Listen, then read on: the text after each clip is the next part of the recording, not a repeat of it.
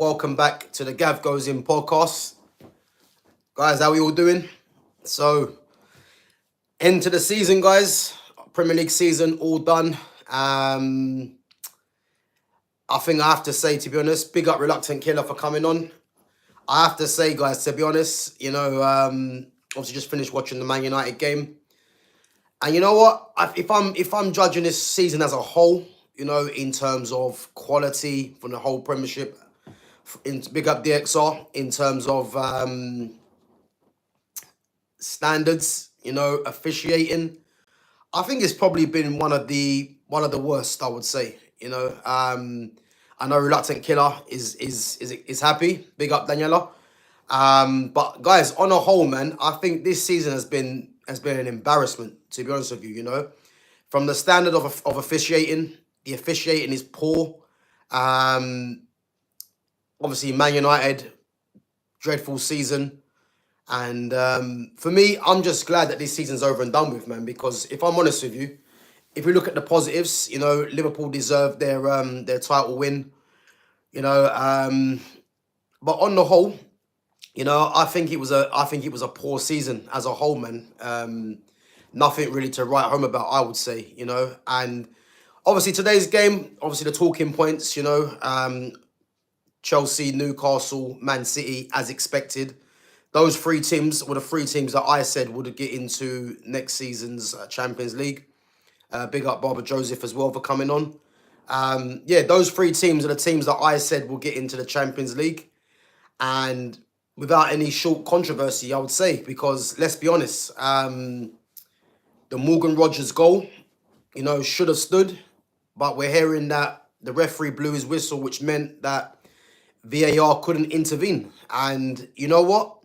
VAR was brought in to help these kind of things. And let's face it, VAR, well, this whole nonsense really has stopped Aston Villa from going into the Champions League, and they must be absolutely fed up, pissed off, because the goal from Morgan Rogers, which should have stood, if you look, I'm looking at it now, Bayindir never has the ball, the whole ball in his hands, but because the ref, assumed he kicked it out of his hand, the ref blew up, which has cost Aston Villa a Champions League place, And to be honest with you, you have to think to yourself, what are going to be the repercussions for these referees or for the FA as a whole?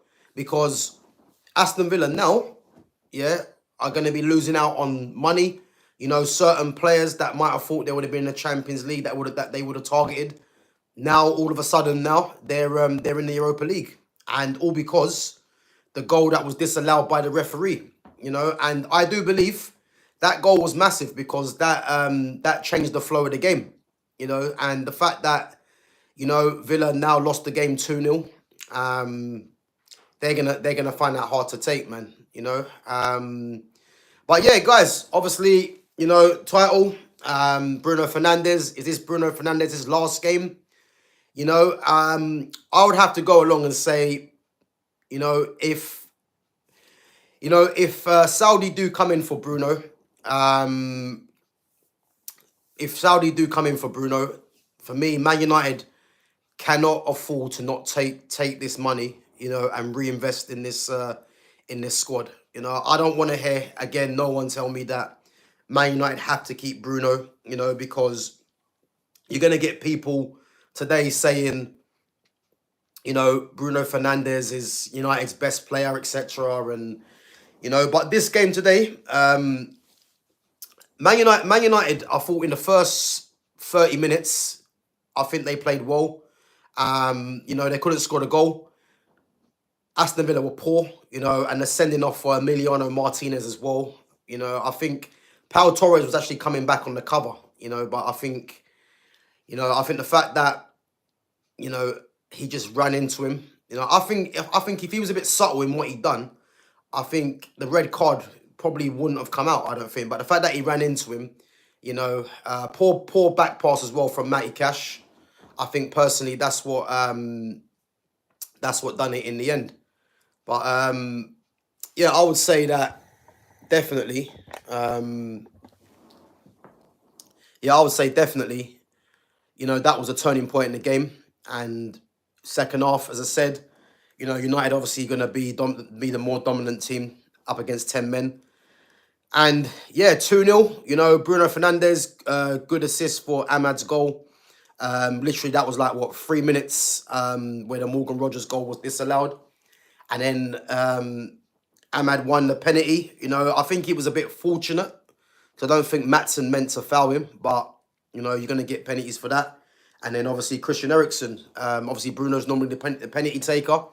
And Christian Eriksen stepped up for his final game to slow it home. United go out 2-0.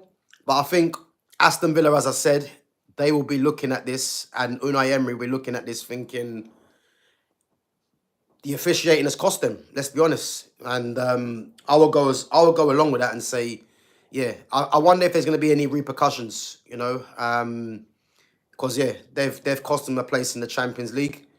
Guys, we're hearing Ruben Amorim speak now. To be honest with you, I've got it on mute, guys, because I don't want to hear this nonsense. Because Man United win this game, I think that moves them a few places higher as well in the league position. And I don't want to hear, people now starting to say, because United won this game, we need to give Amorim a chance now, because it's going to show me that nothing's been learnt, He's going to do this speech, and again, I'm not even listening to this speech, but I can imagine that a lot of these fans are taking this in, and they're going to be, wishing that that Amorim gets another season, and for me, that's going to be the wrong decision, definitely. So yeah, so go through some of your questions, guys. So Killer says, thanks, Gav, for helping us. Newcastle United, disgusting performance, but overall we deserve Champions League. I think if you look at the season as a whole, I will go along with that, Killer, saying that Newcastle did deserve Champions Leagues. I think on the whole, I think they were one of the teams that definitely deserved to be in there. But I think this game, Aston Villa was robbed, because that changed the flow of the game, And guys, if anyone's got Amorim's comments, so I said I'm not listening to it, because I'm not here for this backing of Amorim now, because they've won the game and now it's all about giving him a chance. I'm not here for that. So if anyone's got the quotes from what he's saying, then by all means put that in the chat. Killer says, you's done good today. I didn't expect you to pull out that yeah, but listen, there's no pressure on this game for United, as I said, because when there's no pressure, nothing to play for in front of your home fans, it's a different story. Had this game been away, it would have been a different story for me. But as I said, the turning point was the sending off. But Villa still hung in there. They still hung in there. But the turning point was the goal from Morgan Rogers, which should have stood. And as I said, the officiating has cost Aston Villa a place in the Champions League. And obviously they're in Europa. But yeah, they can feel definitely hard done by, So yeah, man, it's mad. But I'm just glad this season's over. It's been a dreadful season. And as I said, I don't really know what's gonna happen now. If I want the standards to be upped, in terms of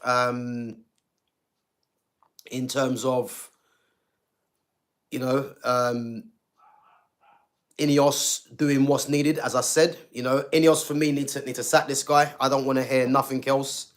And also, a lot of these players. And that's why I said Bruno Fernandes' last game. For me, I'm hoping so. I'm hoping so, because as I said, United need to invest in this squad, get rid of players, and I'm just hoping that, as I said, there's going to be a change. Obviously we know that that Garnacho obviously wasn't in the squad, and he's definitely going. So I think I look at that and say, you know what, that's a positive for Man United, because he's someone for me that needed to be moved on. But what other business can be done? Obviously, we know Christian Eriksen's going, Johnny Evans, Victor Lindelof. We know they're all going. And as I said, guys, for me, Bruno Fernandes, Garnacho, Rasmus Højlund have to follow that along with the manager, you know. And if that doesn't happen, guys, and we go into next season with a lot of these players, expect the same results. That's all I'm going to say, because I don't see this team. I don't see this team doing anything next season. You know, I know Cunha's coming in, which is a very good signing. I know there's a lot of other players coming in as well. Not a lot of other players that have been rumored to come in, but for me personally, and again, guys, what I want to say as well is that this has been the worst season I can remember from a Manchester United team, you know, as a whole, and yet you've still got these fans, you know, clapping him off. If these fans really want change, you know, you've got to do something drastic in terms of letting them know that it's not acceptable. And the fact that a lot of these fans just seem too happy to applaud these players off, it's why Ineos guys are taking the piss out of this club. Because if we're being honest with you, these fans should be clapping off no one off the pitch, saying it's unacceptable. You know, if this imagine if this happened at Real Madrid, yeah, Real Madrid would have the white handkerchiefs out and they'll be booing everyone. But yet these fans are just clapping everyone off the pitch and they're just accepting what's happened. You know, and again, you know, it's unacceptable, and this is why Ineos continue to take the piss out of this club. Really, not Ineos, the Glazers continue to take the piss out of this club, because they should be getting booed off. You know, Joe Ellis says, how much for the Lakers hat? £100. Big up, young big hooper. Says Real Madrid or Barca. Barcelona for me. Big up Mo's squad. Big up to Beyond Mofa. So yeah, guys, obviously the table, Liverpool obviously win the league, Arsenal second, City third, Chelsea and Newcastle finishing in the last two spots, Villa getting Europa League, Nottingham Forest obviously Conference League, you know, and yeah, as I said, so United finishing 15th in the end, level on points with Wolves and obviously above Spurs, you know, and again, people might look at this and think, you know, there's an improvement in the places, but yeah, I don't know, man. I don't know what to say, because yeah, it's just been a season to forget for me, to be honest, you know, and yeah. But if we go through some of the performances, Bayinde, you know, people been calling for Bayinde to play. You know, in the first half, he was very quiet, didn't have much to do. But guys, I think it kind of shows you that why Andre Onana plays consistently, because let's face it, Altay Bayinde is poor, and he cost Man United what should have been a goal and got away with it. Let's be honest. So going forwards, this goalkeeping department, I don't know what to make of it, because I don't know who's gonna who's gonna be number one. I don't know if they're looking to move on any of these keepers, but you can see why Bayinde doesn't play, guys, because he's as bad as Onana, if a lot worse, if anything. So yeah, man, it's just madness, absolute madness. Let's go to the three at the back. You know, I thought Maguire had a decent game, you know, but again, the pressure was off, and the big game was the Europa League final, which they failed. And as I said, I think, guys, I will get back to your chat after. I'm just gonna go through the performances from what I see. I thought Maguire was good. You know, obviously, the noticeable thing that he done in an attacking sense, you know, was the little turn in the box and then picked out Dalot, which hit the post. His header was the header that led to the goal from Morgan Rogers that sort of stood. And yeah, a bit of a poor header, to be honest. But I think on the whole, he was quite comfortable. I don't think he was troubled that much really by Ollie Watkins. And again, he can be happy with his performance. The same with Aiden Heaven. I think Aiden Heaven, I think going forwards, I think Man United can be very, very excited with this player because I think personally, I will go along and say that he should be starting left sided. If Amarim stays if Man United keep to a 3, he should be the starting left-sided defender. If United change to a 4 with a different manager, then I think in terms of the balance, he should definitely be one of the left-sided centre-back options, in my opinion. Obviously went off as well with an injury, but I thought he was very good. And obviously his pace is key as well. So I thought he played well. Victor Lindelof, obviously his last game for Man United, and to be fair, I don't think Lindelof put a foot wrong, really. I thought he was quite comfortable in the game. But again, it's his last game, pressure's off, and he's been at Man United for what, I think 8 years now. And I think he's definitely one of the players that United have to move on for sure. So yeah, as I said, I think it's about time that players like that move on. And again, his last game, and yeah, he can be happy with his performance, but for sure, as I said, yeah, I think he's someone that definitely needs to be moved on. And again, you're going to save wages. I think he would have been about 120 a week, and that's going to be saved for the club, which is going to be crucial as well. So, but I think on the whole, he had a decent game. Patrick Dorgu, I think Dorgu, to be honest with you, his last 2 games have been very, very consistent, very strong. And I think next season, with more confidence, I think he's going to go from strength to strength. Again, there will be tougher tests. I thought he played well against Tottenham. And today, again, against 10 men, he looked very assured, very comfortable on the ball. And again, yeah, we'll have to wait to see what happens next season with him. But yeah, for sure, man. I thought he was good again. Mazraoui, getting off injured, which is a concern. And what makes me laugh is that this manager told us that Mazraoui was in the red zone.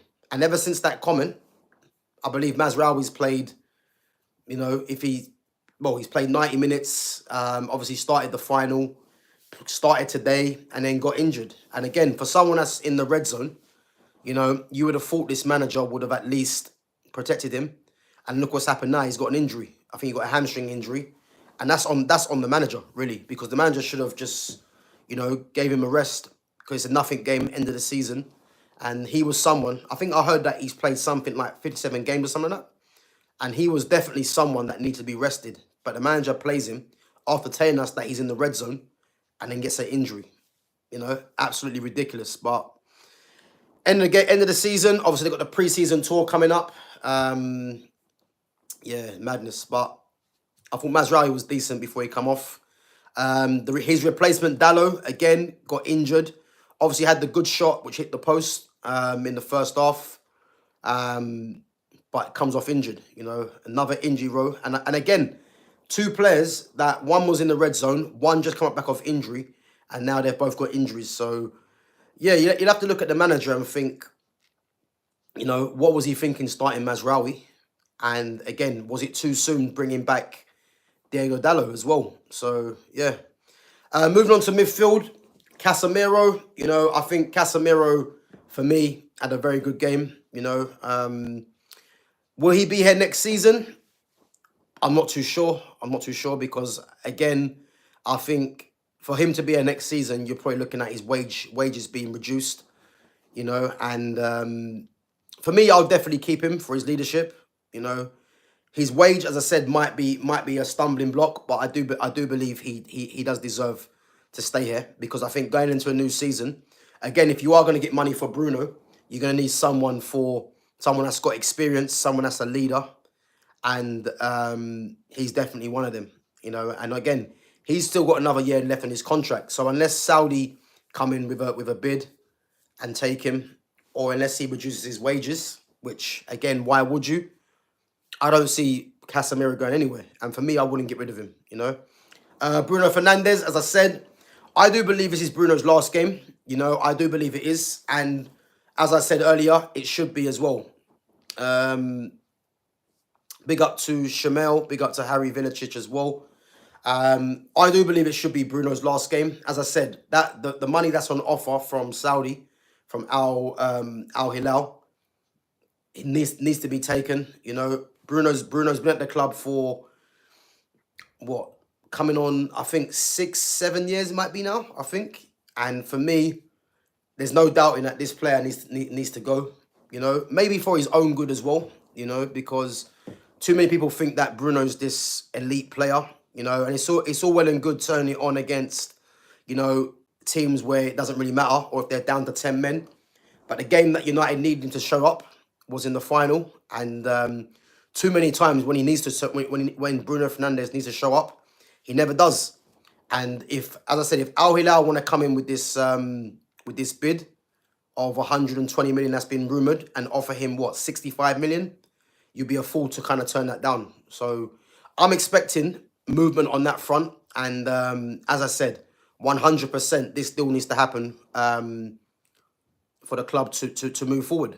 You know, guys, I will get back to your questions after. Let's finish going through the players.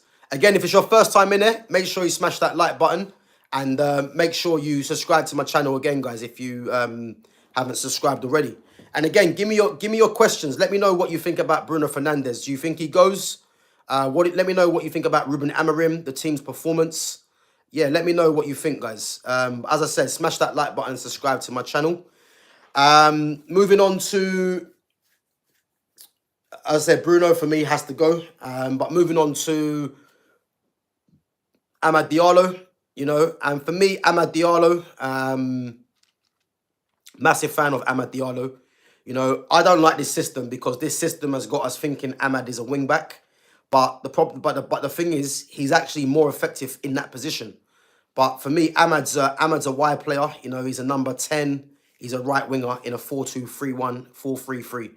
But in this system, as I said, he's a wing back, which I don't like seeing him play because he's got too much quality for him to just be someone that is, you know, a wing back up and down the pitch like that. You know, but fair play to Amad. You know, his professionalism, his commitment to the calls as well, you know, allows him to play this role effectively. But for me, I want to see him further forward, higher up the pitch, definitely, you know. But got his goal, you know. But as I said, this was a nothing game, you know. It was more for Aston Villa. And as I mentioned earlier, the referee has killed Aston Villa, really, because that was a goal. And United obviously got the goal 3 minutes after, got the penalty, and run out 2-0 winners, you know. So it is what it is. Moving on to who played on the left? Oh, Mason Mount. First off, I thought Mason Mount was actually playing well early in the game. I thought the first 15-20 minutes, he was probably United's brightest player in terms of getting on the ball, making the runs, you know, and creating.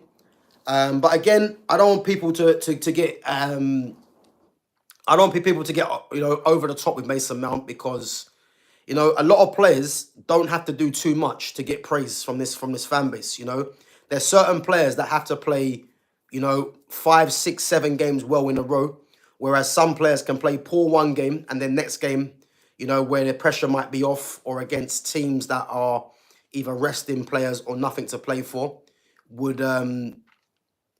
get leeway. You know, so, and I think Mason Mount falls into that category, because for me, Mount done well in the first 15-20 minutes, faded in the second half. But again, his performance in that final against Tottenham was poor, so I don't want people to lose to lose the memory of that game. And again, we have to remember is that Mason Mount's wearing number 7 and he's on 250, so his output needs to be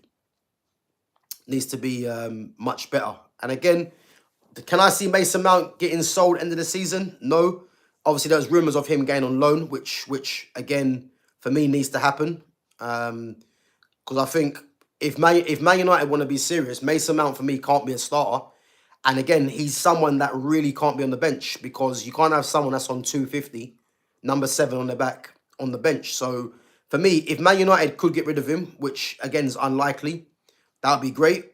If not, if you can loan him, then that'll be a good start, you know, and obviously that number 7 can be freed up as well. But we'll have to wait and see what happens in that one. And then Rasmus Højlund, guys.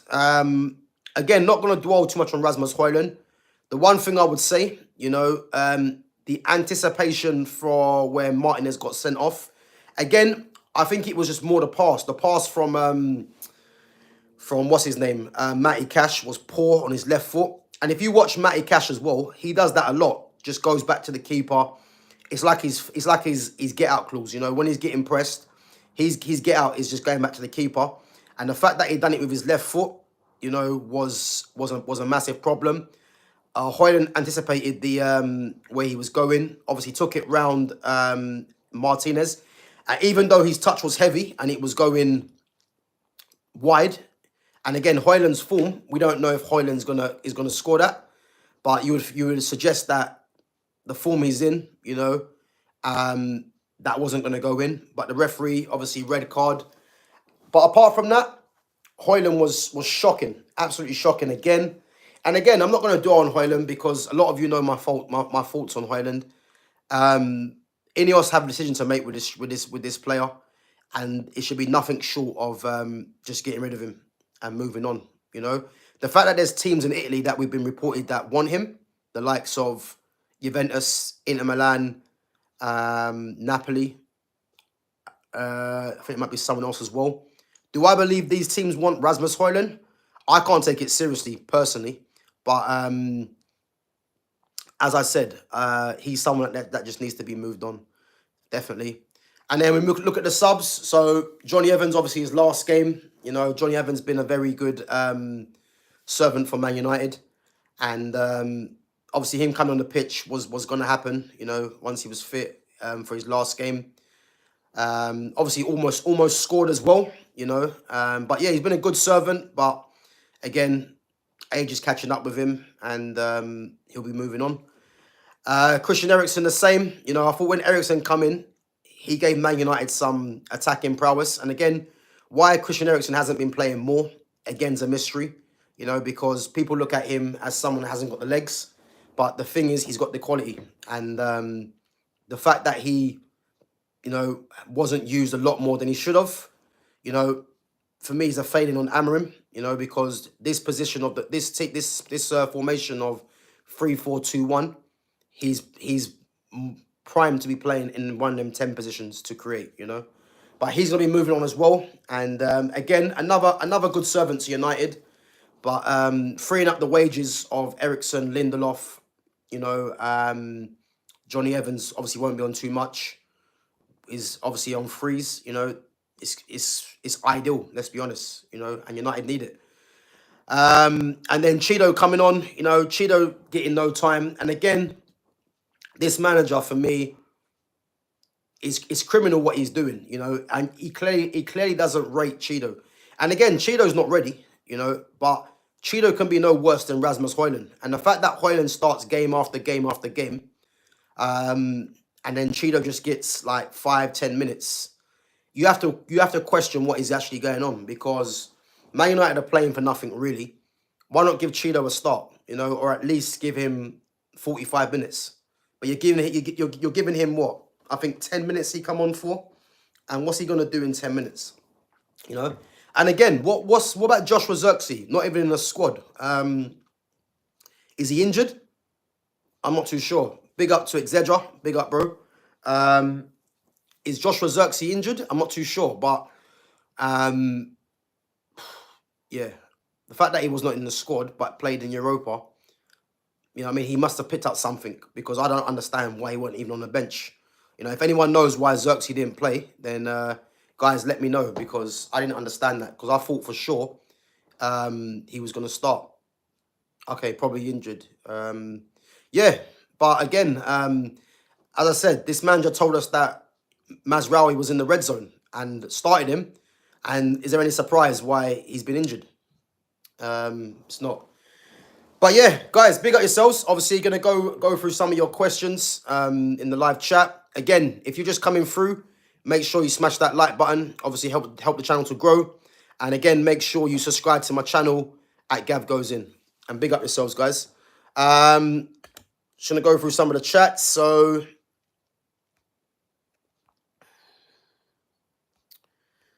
So let's see. So Shamel says, am I an Arsenal fan? I'm not. I'm a Man United fan. And obviously one of my other teams is Barcelona that I like to watch as well. Can Nottingham Forest qualify for Europe? Yep, they've qualified for the Europa Conference League. They finished 7th.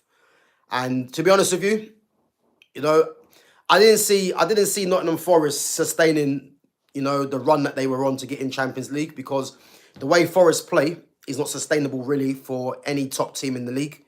And the fact they still got Europe again, is good. But again, they'll be kicking themselves that, at one time they were, I think, 7-8 points in front of the teams that were chasing them. And now out of all those teams chasing them, they're the team that's bottom of that pole, with Chelsea and Newcastle getting into Champions League. Guys, if anyone's got the results from all the other games, put that in the chat and we'll go through them again. Obviously Chelsea, Enzo Maresca getting Champions League football, which was the minimum requirement. And again, he's definitely going to be the next season, and rightfully so, because that was the minimum requirement for me. And they've got their Conference League final coming up as well against Betis, which you would expect them to win that, but it's not going to be an easy game. But I think Chelsea would definitely be the favourites for that.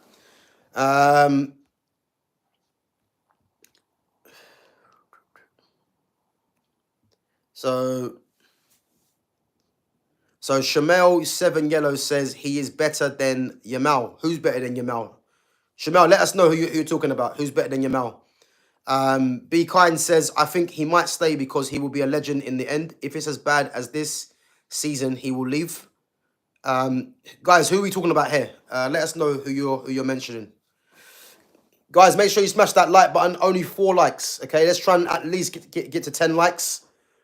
There's 9 of you in there at the moment. If you haven't subscribed or smashed that like button, again, make sure you do, guys. Big up yourselves.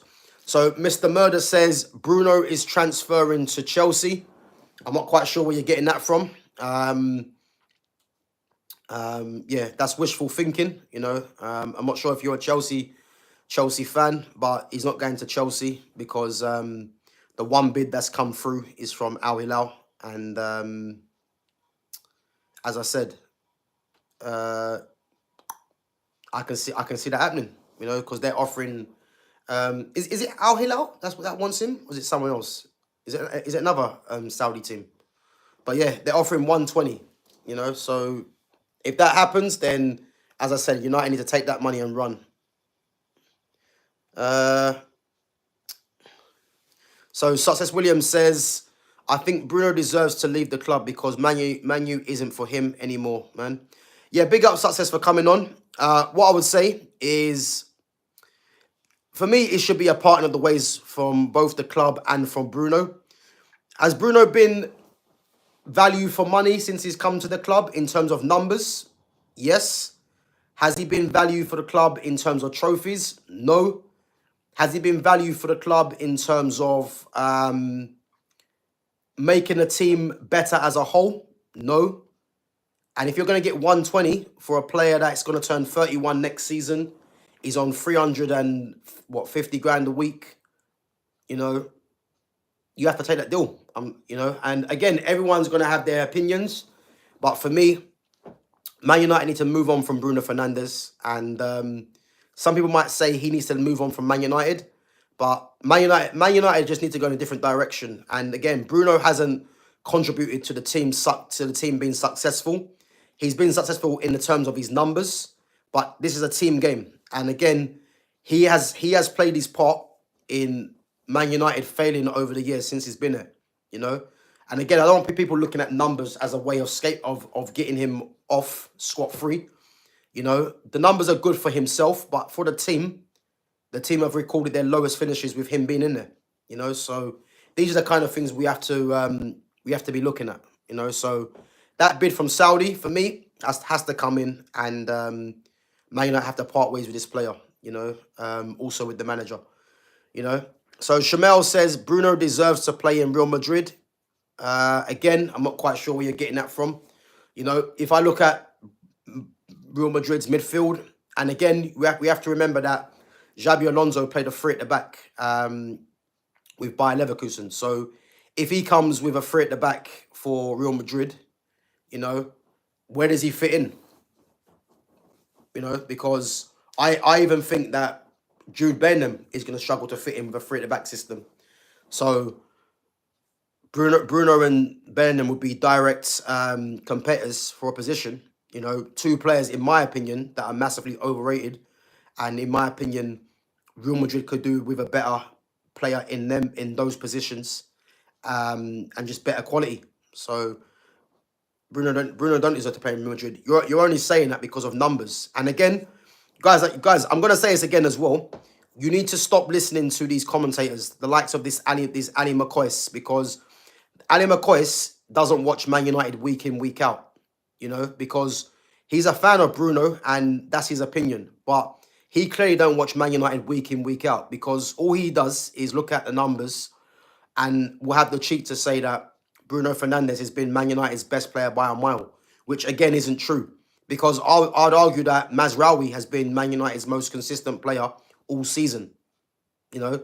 So for him to say Bruno's been Man United's best player by a mile, again, he don't watch Man United and he's looking at the numbers. And, you know, I implore people to just ignore people like this, because they have their agenda in bigging up certain players, you know, because, again, I've watched every Man United game this season, and Bruno's only started to come alive with numbers towards the back end of the season. But when it really matters, he don't turn up, you know. So, again, guys, don't listen to these commentators. So have your own mind. Big up to Syed Ahmed Ali Shah.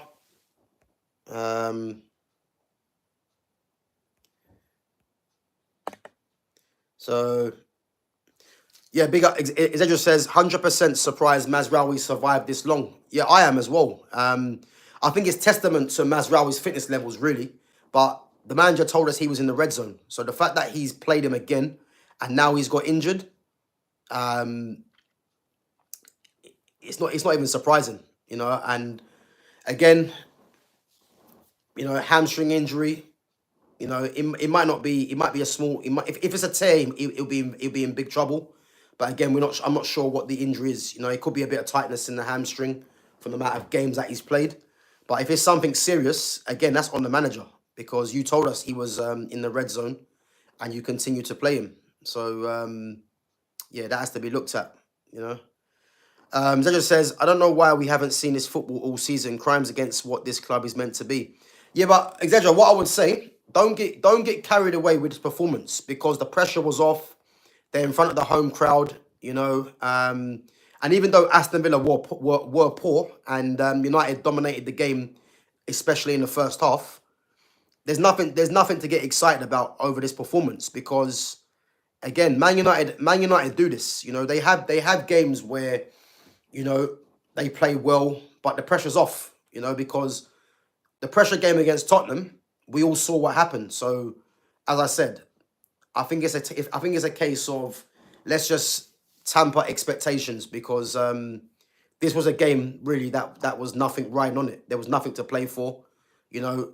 It was all on Aston Villa really, and as I said, United got the win 2-0, but the season as a whole has been an absolute disaster, you know. And now we're gonna see what Ineos are on in terms of what they do with the manager, what they do with some of these players, and that's all I'm gonna be focusing on now, you know. And I'll make my judgment on this manager once I see what happens. So, but yeah, big up, man. Forest are going to be mid-table at best next season. Yeah, well, the thing is, what I was going to say with Forest, if Forest would have somehow got themselves in the Champions League, I think they would have signed a couple of players that were probably Champions League level players.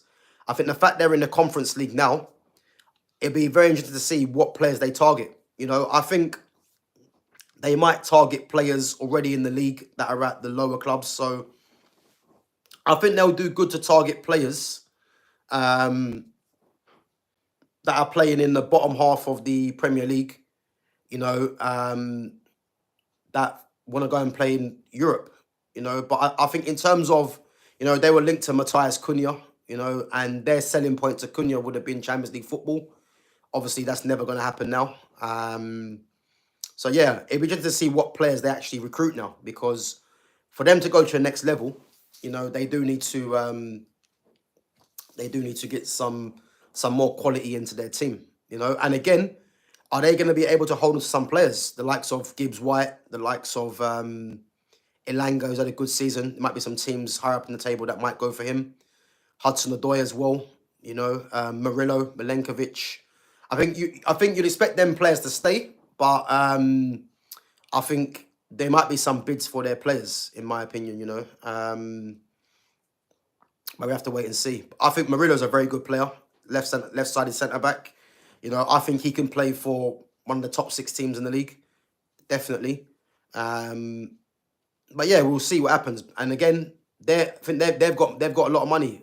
Forest, their owner, so he might be saying to them, we're only gonna sell for top price, really.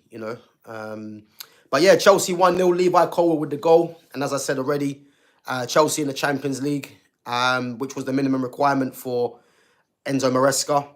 And I think now, guys, the fact that they've got into this Champions League, I think Chelsea will be one of the teams to watch next season, because I can see Chelsea, with the players they've got coming in. They've got William Estaval. Some people think Estaval is the biggest threat to Lamine Yamal's crown for Ballon d'Or in the future. They're going to have, obviously, some loan players coming back as well. What they do with them, they might sell them players. Obviously, Andre Santos coming back into that midfield, who's been one of the best midfielders in Europe this season. And they'll have some players that haven't played the majority of the season that have been injured. The likes of Romeo Lavia, Reece James, that will be hopefully fit next season. And for sure, they're going to go into the market. And you'd think them going into the market, I'd expect Chelsea to go and get at least 3 players in the summer. Obviously, they've got Giovanni Quenda and Dario Asugo coming in 2026. But I think striker, you're probably looking at a left winger as well and another centre back. I think if they get those 3 positions to go with what they've got already, I think they could be the closest challengers for the title, with the favourites being Liverpool at the moment. And again, Liverpool, if they get Florian Wirtz, which looks like it's going to happen, and they got Frimpong, I'd make them favourites for the title. And you know what? I want to see what City do, because Pep's been complaining about the size of the squad. I think he wants reduced numbers of 16, which, you know what? I can see what he means, because he wants to have multifunctional players. But what signings will they make? Because if Wirtz does go Liverpool, they've lost a player there. Reinders, they still want. And I think they get Reinders as well. And if they get Reinders, I'm pushing them more to being title favourites as well. But for me, they will need to get another player over the line as well as Reinders, But as I said, yeah, it's going to be interesting next season. Spurs lost 4-1. Yeah, I think they went 1-0 up, but getting beat 4-1 at Brighton. And to be honest with you, that is shocking. But the bigger picture is Spurs are in the Champions League next season. So that's all they'll be caring about. So them getting beat 4-1 at home is poor. Whether they change the team as well, I'm not too sure. And I think they would have changed their team. But the bigger prize is getting the Champions League football, So they've achieved their objective, really. So their league season now is irrelevant, because they're in Champions League and they've won a trophy. So that's the main thing for them. So Saeed Ahmad Ali Shah says, do you think we can reach Europe next season? I'm guessing you're a Man United fan. So based on that, obviously United are going to have one game a season, one game a week. So any team that has one game a week, you'd expect them to get Europe, or to even a club like Man United to have a title, to have a top 4, a top 4 finish. I mean, title charge would be too much, because with the quality of the players at the moment. But if you've got one game a week, then you have to fancy your chances of getting into Europe for sure. I'm not sure what's going to happen. As I said, there's a lot of things to sort out in terms of the management and players. Once I know what's happening, I can make my judgment on what's going to happen with Man United. Big up yourself anyway. Yeah, City 2-0. Obviously, City in the Champions League. I think Gundogan got the first one. I'm not sure who scored the second one. But yeah, City for me will always get in Champions League football. I mean, there's no way I could think that City would never be in Champions League. There's no way I would see that, because the amount of money they spend, the players they've got as well, you know. So yeah, they're Champions League. And as I said, the main thing for City is, I think Jack Grealish, again, I read something yesterday. I think Grealish is definitely going. I don't think he was even in the squad today. And for me, Grealish needs to move on, because he's a top player, man, that isn't playing regularly for City. And you would think if Grealish goes, you know, I know Marmoush can play from the left as well, but City for me have to go in the market. I think City for me have to get at least, I would say, 2 or 3 players, you know, and let some players go. You know, if you are going to get rid of Grealish, obviously De Bruyne is going. You know, an attacking midfielder has to be brought in, definitely. You know, I think the right side, in terms of Savinho, and you got Oscar Bob coming back, and you got the likes of McAtee, Foden as well, that will probably still be there as part of the squad. I think that right hand side for me is covered for them. The number 10, as I've spoken about, Florian Wirtz is for me is ideal. Marmoush can play in there. That left hand side for me needs to be looked at if Grealish is going, and they've got Jeremy Doku, but they need someone that's an upgrade on Doku for me, you know. And then they've got, obviously, Haaland as a striker. Marmoush can play up there as well, so they're covered there. And then midfield, Rodri will be back, which, again, Ballon d'Or, the current holder of the Ballon d'Or, and arguably one of the best players in the league, if not the best player in the league. He's coming back, which would be a massive boost. You know, Gundogan, I think one more season for Gundogan. Kovacic, obviously squad player as well, very good player.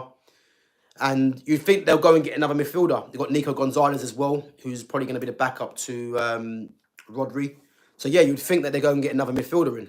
And at the back, John Stones, what happens to John Stones? Because I think his career is coming to a bit of an end now. Carl Walker's obviously gone. Matthias Nunes has been playing right back. Will they trust Rico Lewis? Or will they go and get another right back that's going to compete with Lewis, and if Nunes stays there? Left back, again, they've been linked with Kirkes. You know, Gavardio for me has to play. It's just whether he plays centre-back, if they play a 3 at the back, left side centre-back, or if they play a 4, is he going to play left back or left side centre-back? But I think they'll do well to go and get another left back in. And for me, I don't know why City don't target a Ryan Ait-Nouri. I think if they had an Ait-Nouri in this system that City play, I think, you know, he'd be absolutely dangerous, you know, for them. So I'm surprised they haven't targeted a left back like him. But there's been links to Kirkes, but I think Kirkes will probably go Liverpool. But yeah, I think that City, for me, next season, I think just like Chelsea, I think they're 2 teams that you're going to see go on a spending spree, because those 2 teams have had poor seasons, really, in terms of the league positions. Because I think City, obviously finishing 3rd, you know, in the end wasn't too bad, but they'll be looking at the top, they'll be looking at 1st place. And I think Chelsea will be looking at the top 3, and they're going to need players to they'll be looking at players to bring in for that, especially, you know. So Saeed says Ahmad over Yamal easily. For me, I'm a massive fan of Amad Diallo, you know. And do I think, I mean, Ahmad's what, 22? Yamal's 17. I think in terms of, as I think I've mentioned this already, in terms of players that I think can rival Yamal in the future, I think the likes of Ahmad definitely is one of them. But the only way Ahmad can rival Yamal is if Ahmad is played in a more attacking position. And as I said, this 3 at the back for me, I don't want to see him play as a wing back. I want to see him as a 10, or as I said before, plenty of times, new manager, different formation, him as a 10 or as a right winger, you know. But I won't say Ahmad's better than Yamal. I think Yamal, for me, is the best player in the world. But do I believe Ahmad can be one of the best players in the world? 100%. 100%, no doubting. But he needs to have the right platform for him to obviously to reach that level, you know. But there will be other players that will be vying for that as well, you know. Guys, come on, there's 12 of you in there. Let's at least get the 10 likes. There's 8 likes at the moment. And again, if you like my content, smash that like button and subscribe to my channel. And again, give me your questions, guys. Big up yourselves. Saeed says we should give Obi and Yohandad. Who's Yohandad? Who's that? 45 minutes at least. Who the hell? Who's Yohandad? I've never heard of Yohandad. But yeah, Cheeto should have at least got 45 minutes, definitely. But the fact that Cheeto come on for like 10 minutes again, as I said, is a problem. And this manager, for me, you can clearly see he doesn't rate Cheeto, you know, because Cheeto for me should have started definitely more games, considering that how bad Rasmus Højlund has been, you know. Isidro says, we got to sell Bruno if it's 100 or more, 100%, you know. As I said, even if Saudi, you know, come in with a 90 mil bid, 80 mil bid, you know, you don't question it. You just take it.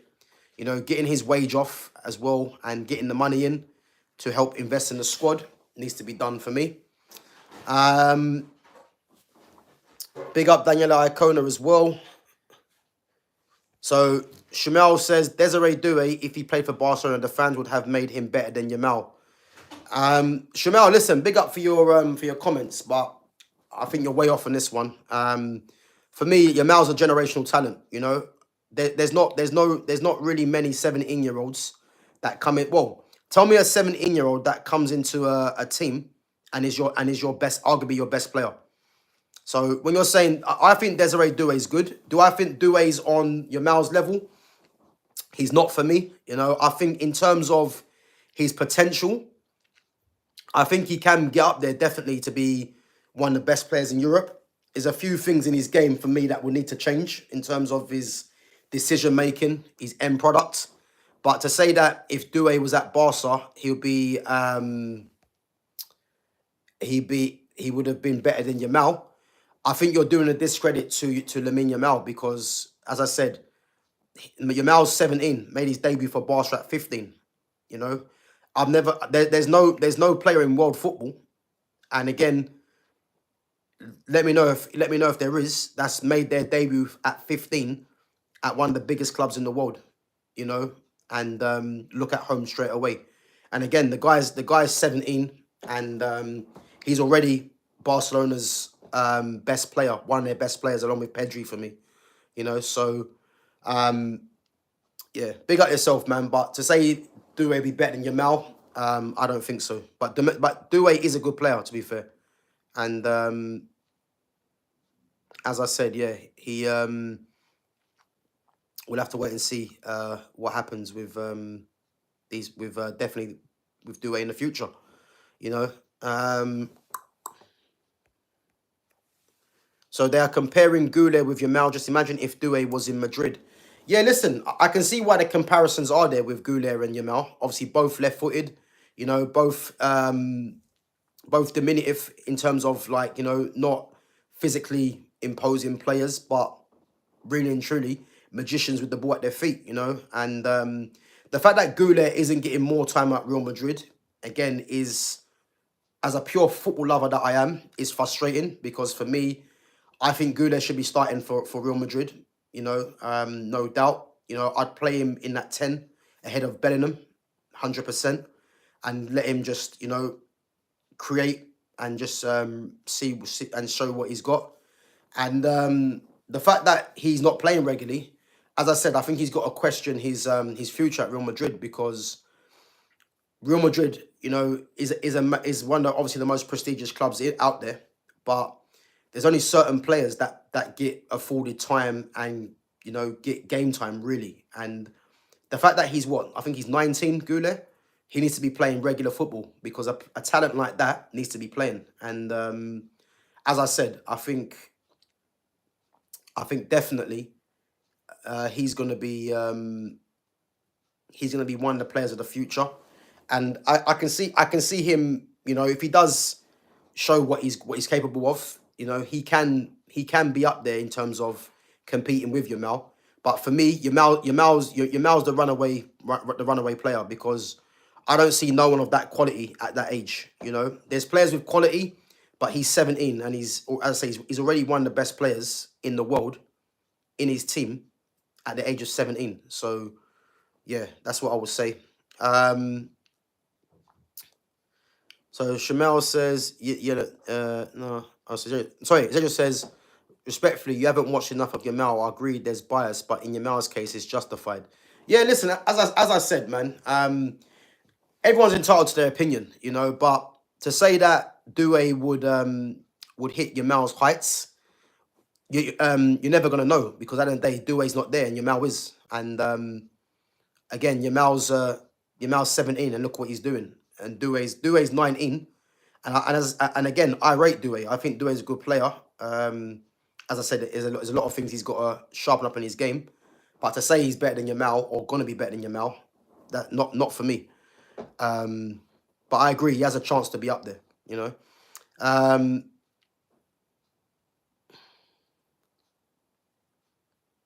So Jerry says, I agree, Gav. Not gonna get gassed for the win. I'm Amorim out, but Ineos have backed him. It's on them to prove me wrong. Just have to wait and see. Yeah, listen. We'll have to wait and see. As you said, to the end of the season now. If I want Ineos to come out one way or another. If they're getting rid of him, then let's find this out. If they're keeping him, then come out, because at least we can just be content with what's gonna go on moving forward.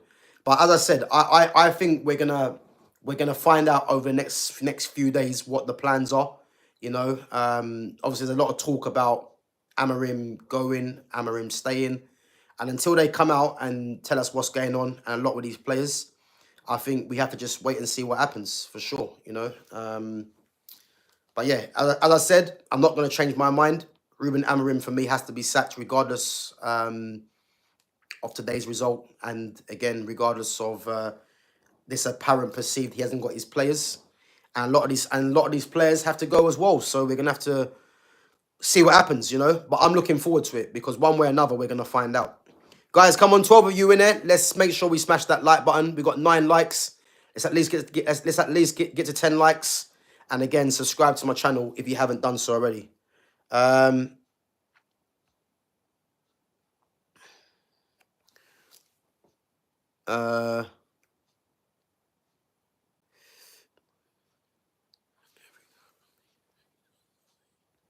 So Shamel says Vitinha and João Neves aren't given that much respect just because no one watches Liga. To be honest with you, Shamel, Vitinha is given respect by me. I spoke about Vitinha plenty of times. For me, Vitinha along with Pedri are 2 of the best midfielders in the world right now. João Neves, I think, is a good player. But out of the 3, I think Vitinha and Fabian Ruiz are better than João Neves, but that balance that they've got in midfield with Neves, Vitinha and Fabian Ruiz is a perfect balance, because you've got press resistance, you've got passing ability, you've got a bit of strength in Fabian Ruiz, tenacity in João Neves, creativity.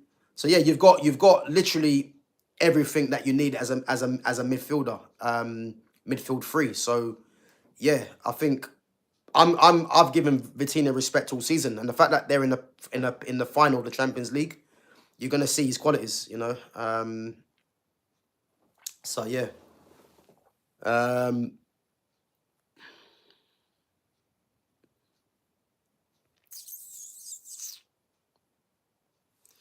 So what about Fabian Ruiz, Hakimi, and Pacho? Yeah, 3 top players, three very good players.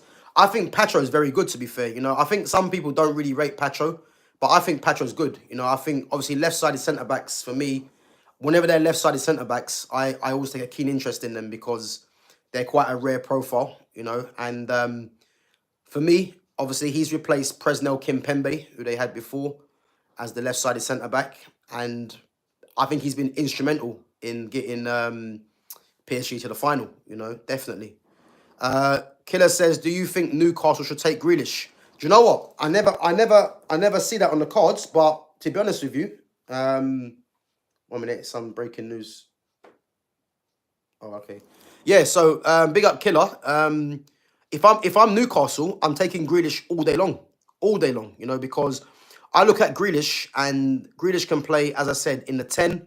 So if they wanted to change their midfield and have 2 sitting midfielders in Tonali and Bruno Guimaraes, Grealish can play in the 10 to create, or he can play obviously on the left as well. And I think he'll be an upgrade on that left-hand side, better than Gordon and Harvey Barnes, and it'd be an upgrade for me on a Joel Linton in terms of creativity. So I didn't really see that one, but Newcastle going for Grealish would be a great signing. And again, they're in the Champions League, so for me, they should be targeting Grealish. You know, and I'll be very surprised if they're not one of the clubs that go in for him. If I'm honest, I didn't really see that one, but I can see it now. You know, yeah, I think Grealish is consistent. You know, I do. I think people look at Grealish and they'll say, you know, his numbers ain't great, but what Grealish does is make a team better. You know, I would like to see Grealish go back to Aston Villa, if I'm honest, and just be, you know, be free, like be one of them players that can just get on the ball and just create. And as I said, Newcastle for me, that would be a great bit of business if they get him in. You know. So Shamal says Man United need to sign Anthony Robinson, underrated guy. Yeah, do you know what? As a left back, I think he's a very good defender. You know, I think he's up and down. I don't see United signing him because they've got Patrick Dorgu in, and if United play, you know, three at the back as a left wing back, I could see Robinson there, but Dorgu's just come in. So unless Luke Shaw goes or they get rid of Malacia as well, even though I think Malacia should come back, I don't see the Robinson one happening, you know. But there might be other teams in for him that need a left back because he's had a very good season, Anthony Robinson, to be fair. Yeah, listen, there's no doubting I'll take Grealish at United. Of course, that goes without saying. But again, it's not really going to happen. You know what I mean? So yeah, we'll have to wait and see.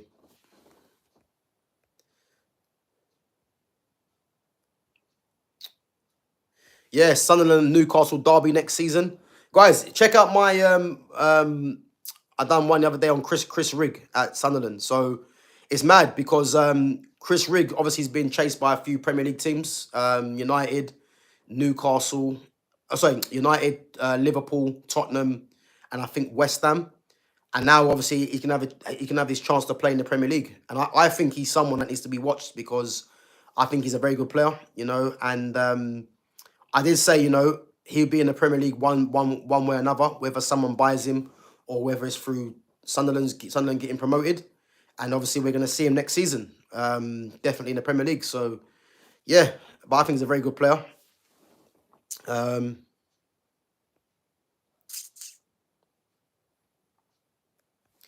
So, yeah, Xedra, we the only team in the league that hasn't got a derby game like the other big teams, big derby, Newcastle for Sunderland. So Latin Killer says, Benham plays for Sunderland. Is he good? So that's Joe Benham, his brother. To be fair, I think that he was touted when he was coming through as being more talented. Obviously, his brother's got the bigger profile. Obviously, there's rumours that obviously Joe Benham's going to be going to Borussia Dortmund and following in the footsteps of his brother. Whether that happens, because Sunderland are now in the Premier League, we'll have to wait and see. But in terms of what I've seen of him, yeah, I think he's a decent player. I do, but we're gonna see what he does in the Premier League if he does stay with Sunderland or if he goes abroad to Germany. Who knows? You know, who knows? Yeah, as I just said, I'm happy Sunderland's in the Premier League as well. You know, I think Sunderland, in terms of their capacity, they get just as much as what the Premier League, as what some Premier League clubs get. You know, so it's only right they're in the Premier League. Can they sustain it? I'm not too sure because, as we know, the 3 teams that got promoted last season have all gone back down, and I think the massive gap in terms of money from the Premier League teams to the Championship teams is proven it really. So I think those 3 teams that have just come up will be likely ones to go back down. So yeah, we'll have to wait and see what happens there.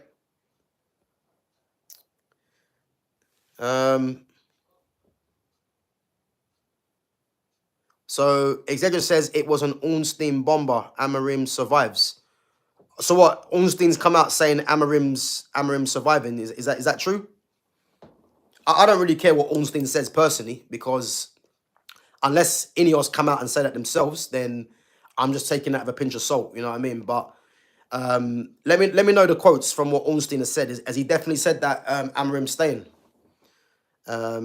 Amarim also has apparently told Garnacho he must leave this window. Yeah, I heard about that. But Garnacho was going regardless anyway, so that's one positive I would say, that Garnacho is going to be going. Hoyland needs to follow him. Bruno, as I said, the fee needs to come in as well. And then the manager for me.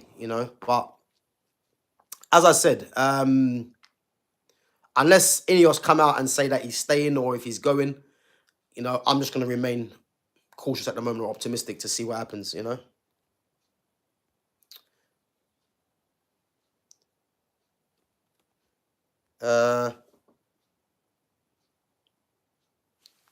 Big up to Makim Newham as well, up the Chelsea. Yeah, listen, Makim, I knew Chelsea would get in Champions League, man. I had no doubts they would get in there, because you can't have a team that has spent that amount of money that they have, not playing Champions League football. So for me, as I said, Maresca's, he's done his mission objective for this season.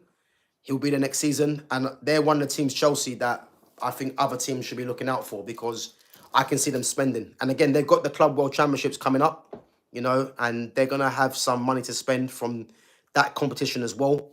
So I think Chelsea, they're gonna be one of the teams to watch. And guys, as well, because the transfer window is gonna be shorter, yeah, don't be surprised that if you see a lot of teams now getting moves on. Because again, some teams are going to the Club World Championship. The Premier League season, again, it's going to start back quicker than it usually does, and teams will be trying to do business as quick as possible, in my opinion. So it's going to be good. It's going to be interesting. Toto says, reluctant killer. If they took Grealish, it would be the most expensive mistake Newcastle FC can make. I disagree. Grealish, for me, will be an upgrade on what they've got. So players like that, you need to respect and just trust in, really, because I know obviously he hasn't played much this season, but he's still a quality player, man, for sure. And as I said, yeah, they for me they need to definitely look at someone like a Grealish, as well as other players. Robin McCaslin says Ronaldo or Messi. Messi. Shamel says, I think we should sign. Shamel, I'm not sure who this Jahandad is, but stop spamming the chat with this person, man. So Robin says Ronaldo and Messi, who's the GOAT? Messi is. Guys, stop spamming the chat with the same thing. Let's have a look.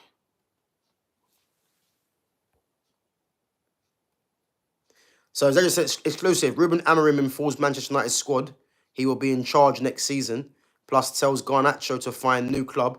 Happened during meeting between Portuguese head coach and MUFC. So is that from Ineos, yeah? That he's staying?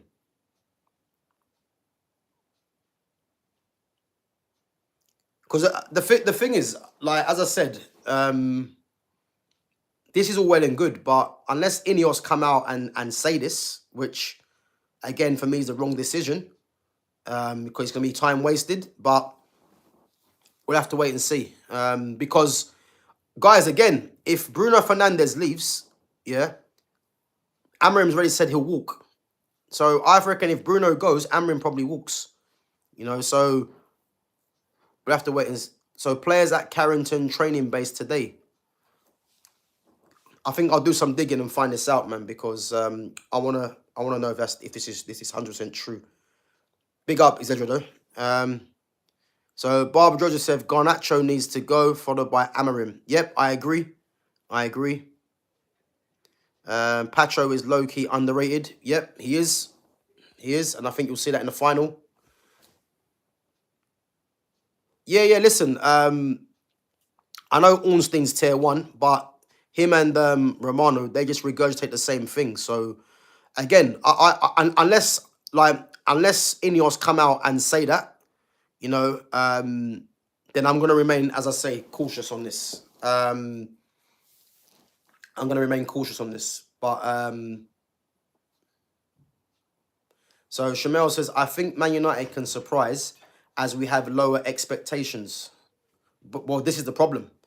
Because they're so low, you know, this is why Man United find themselves in the way they are. Because these lower expectations are seeing people saying that Amorim should stay. Some of these players should stay as well. So this is the issue. You know, this is the massive issue. But as I said, we'll have to wait and see. But guys, big up yourselves for coming on. Obviously, we've been going for an hour and 10 minutes. You know, if anyone's got any last questions before we wrap, make sure you put that in the chat. But big up each and every one of you for coming on. Big up all the mods and that as well, doing your jobs. So yeah, we got 11 likes, guys. Again, if it's your first time in there, make sure you smash that like button. Help the channel to grow. We've got 11 at the moment. And again, if you haven't subscribed to my channel, make sure you do. And I'm going to be back, guys, tomorrow. So again, I'm doing my Next Gen 50. And I will be scheduling it tonight. So have a look at that. So if anyone that doesn't know what Next Gen 50 is, it's the best 50 young players in the world. And we're just doing, obviously, a talk through with those.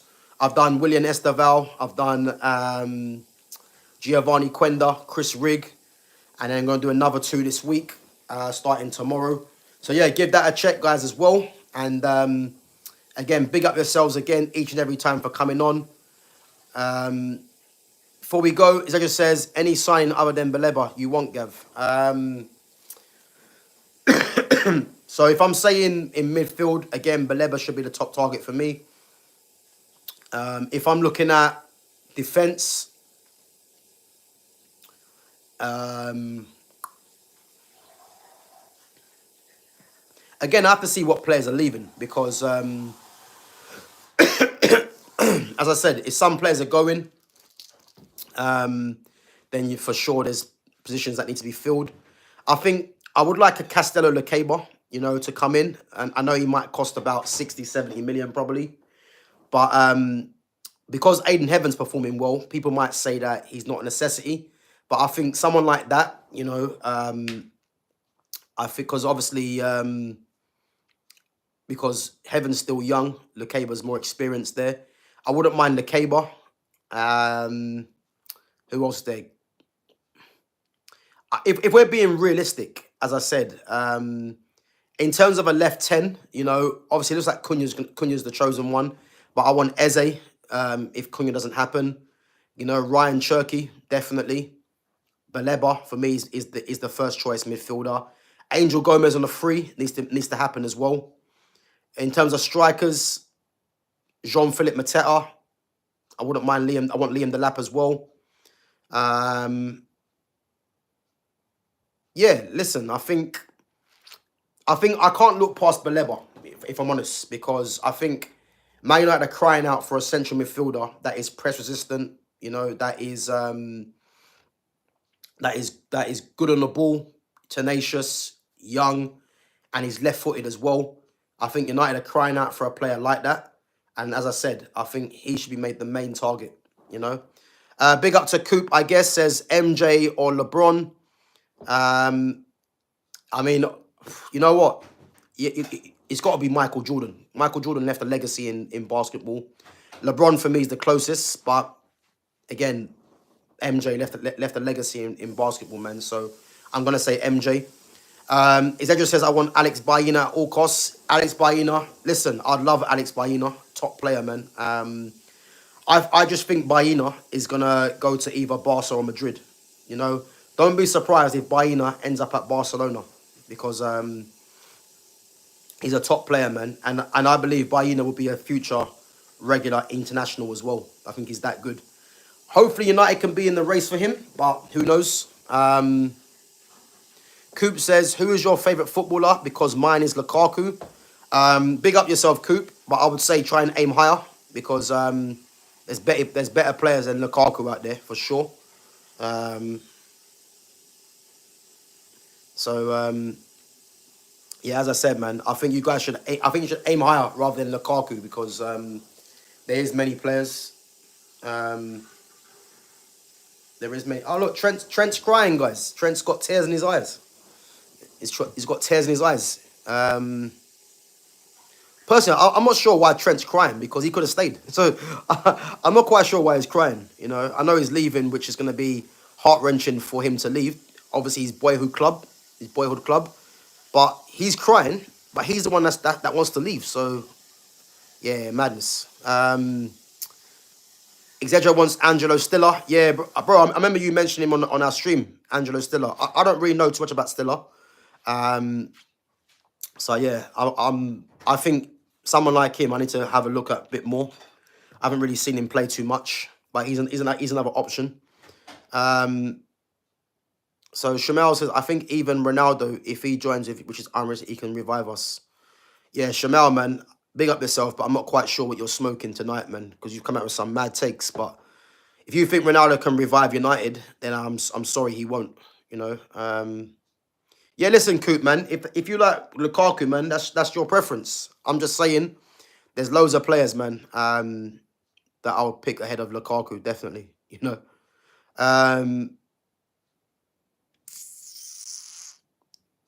So Ronaldo's better than Højlund. Yeah, but that's not hard.